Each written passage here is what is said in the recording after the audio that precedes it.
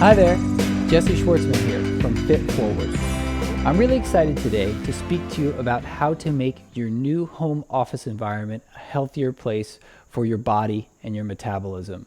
I'm going to speak to you about how to set up your workspace for success, for posture, and to stay out of pain. And I'm going to show you some of my favorite exercises that you can do anywhere and anytime to stay out of pain. So to begin, you'll see that I'm sitting on a Swiss ball. And I love Swiss balls to sit and work on because instead of just sitting passively into a chair, I have to actually engage my core muscles to stay upright.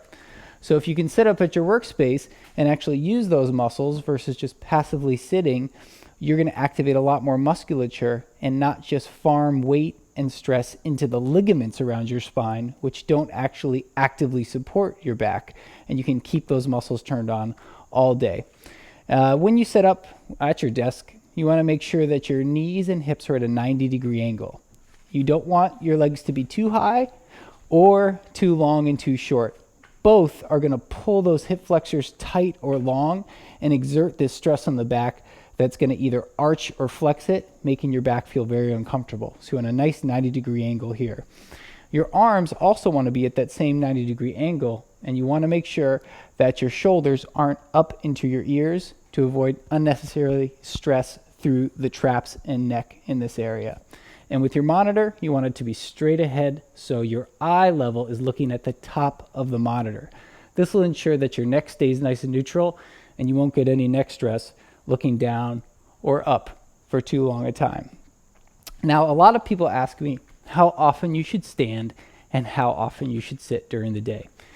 So current research tells us that we should be standing for 2 minutes every 30 minutes. This will keep your metabolism running hotter, and it will also avoid excessive back and ligament pain. Because after 30 minutes, your muscles actually turn off, they stop stabilizing, and those ligaments take over, meaning that your muscles aren't doing the job to protect your hips and spine from stress, and your ligaments are taking over, and eventually you're going to feel pull and strain without that core support. So remember, stand up for 2 minutes every 30 minutes. Now, standing is great, but it's even better to squat, my favorite exercise.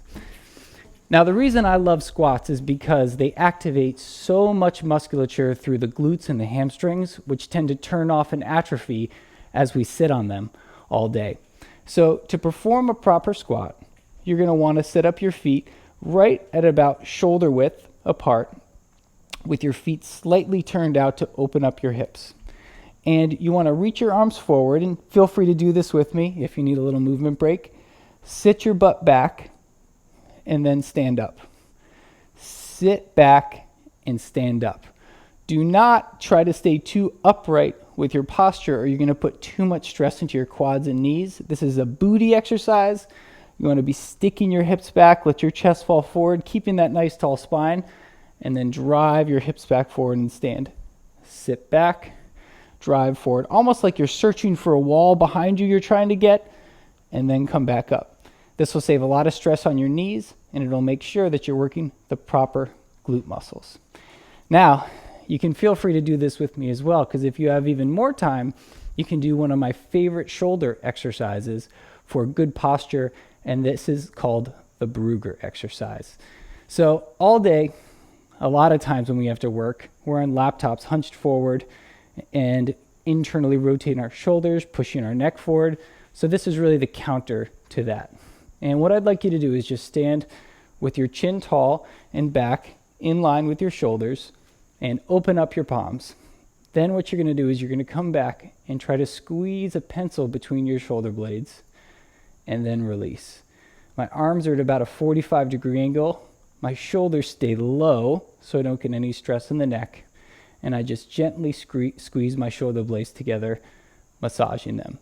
I like to do this about 20 times, a few times a day, and it's going to keep those shoulders nice and open and avoid a lot of that excessive shoulder pain and tightness that comes with too much sitting. Another one of my favorite exercise is something called the stride stretch. So all day our hips are stuck seated in this flex position, and that's going to tighten up the hips and tighten up the lower back. So every now and then, I would just like you to take this long stride stand.